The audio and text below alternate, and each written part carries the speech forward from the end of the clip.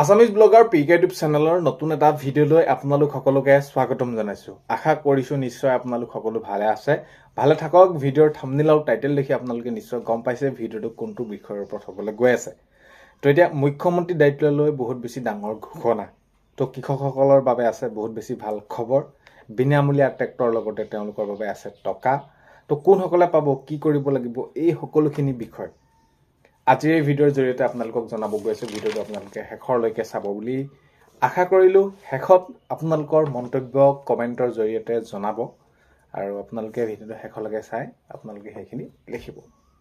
এতিয়া যদি আমি চাওঁ তেনেহ'লে কৃষকসকলৰ বাবে বহুত বেছি ভাল খবৰ। এতিয়া কৃষকসকলৰ বাবে বিশেষকৈ সঁচাকৈ যিসমূহ পদক্ষেপ গ্ৰহণ কৰে সেইসমূহ বহুত বেছি যদি আমি চাওঁ তেনেহ'লে তেওঁলোকৰ বাবে সুবিধা হ'ব। কাৰণ কেলে আমি গোটেই আমি যিটো অসমবাসী হওক, ভাৰতবৰ্ষ হওক, গোটেই পৃথিৱী কৃষকসকলৰ ওপৰতে নিৰ্ভৰ কৰে প্ৰতিটো বস্তু।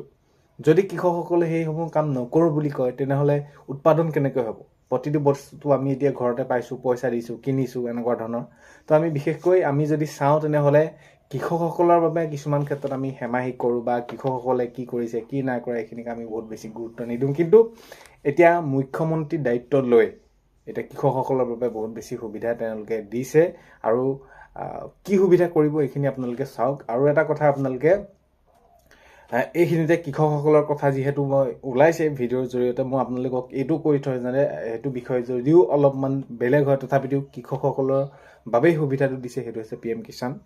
PM কিষাণৰ যদি আপোনালোকৰ ইলিজিবিলিটি ষ্টেটাছটো আপোনালোকৰ কিবা খেলি মেলি হৈ আছে, সেয়া লাগে লেণ্ড চিডিং, আধাৰ বেংক চিডিং, একাউণ্ট ষ্টেটাছ হওক, KYC হওক, এই সকলোখিনি আপোনালোকে অতি সোনকালে কৰি ল'ব। কাৰণ কেলৈ যদি আপোনালোকে ঠিক কৰি নলয় তেনেহ'লে আপোনালোকৰ আগন্তুক সময়ত যি আপোনালোকৰ কিস্তি দিবলৈ গৈ আছে সেই কিস্তি পোৱাত আপোনালোকৰ অসুবিধা হ'ব বা আপোনালোকে কিস্তি পোৱা বন্ধও হ'ব পাৰে। আৰু বহুতো এনেকুৱা ধৰণৰ হৈছে। চ' সেইবাবে আপোনালোকে কৃষক পঞ্জীয়ন কৰাৰ লগতে এই বিষয়কেইটা আপোনালোকে গুৰুত্ব সহকাৰে ল'ব।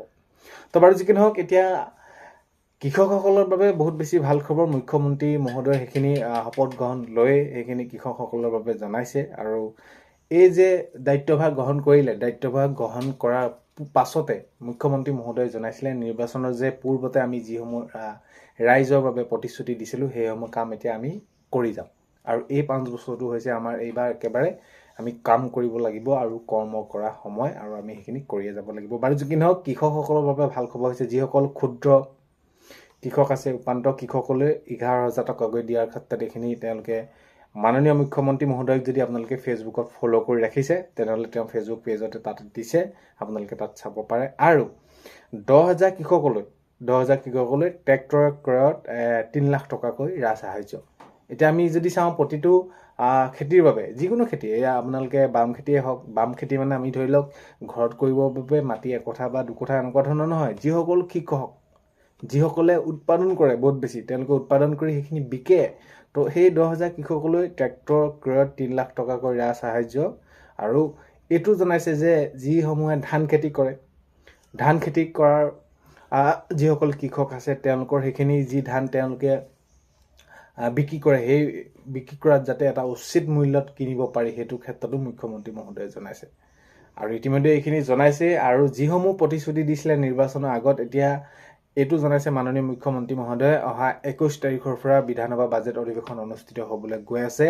তাতে বহুত বেছি আৰু বহুত ভাল খবৰ ওলাব বুলি সকলোৱে ধাৰণা কৰি আছে। ধাৰণা কৰাই নহয়, যিহেতু মুখ্যমন্ত্ৰী মহোদয়ে এইটো জনাইছে যে আমি কি কৰিব লাগিব, এই 5 বছৰত আমি সম্পূৰ্ণৰূপে ৰাইজৰ বাবে, জনসাধাৰণৰ বাবে আমি কাম কৰিব লাগিব। তো সেইবাবে এতিয়া অহা 21 তাৰিখৰ পৰা সেইসমূহ বিধানসভা বাজেট অধিৱেশন অনুষ্ঠিত হ'বলৈ গৈ আছে। তাত যাতে আমাৰ বাবে সকলো ভাল খবৰসমূহ ওলায়, ভাল কামসমূহ কৰে, সেয়া দুখীয়া দৰিদ্ৰজনৰ বাবে, কৃষকসকলৰ বাবে, নিবনুৱাসকলৰ বাবে। তো এই বিষয়খিনি যাতে সেইখিনি উত্থাপন হয় সেইটোৱে সকলোৱে বিচাৰিছে। এতিয়া অহা 21 তাৰিখৰ পৰা বিধানসভা বাজেট অধিৱেশন।